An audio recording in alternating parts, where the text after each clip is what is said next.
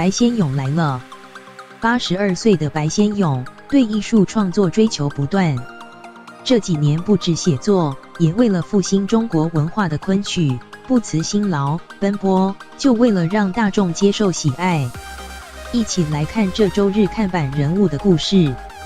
走进文学大师白先勇的家，一如置身在他的小说《永远的尹雪艳》场景当中。他描述尹雪艳的家是这么写的：几张老式大靠背沙发塞满了几个黑丝面紫香绣靠枕，白家的厅堂正好是这样的写照。作家、昆曲制作人白先勇，这个房子大概是60年代买的。后来我重新装饰了房子家中的这一整面书墙，排满各种类书籍，其中白先勇最爱的《红楼梦》各版本就有一整柜。他从年轻看到老，百看不腻，每一章回到背如流。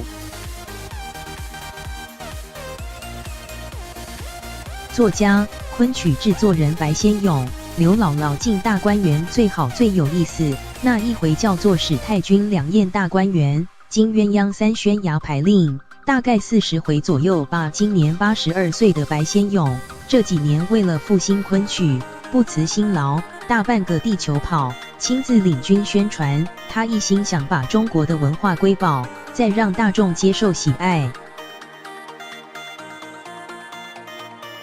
主持人方念华，为了这个青春牡丹亭，你觉得对于你的后中年的整个人生心境，它带给你的一个最大的安慰是什么？年轻的观众都回来了，所以在现在看昆曲的时候，是黑头发都要多于白头发。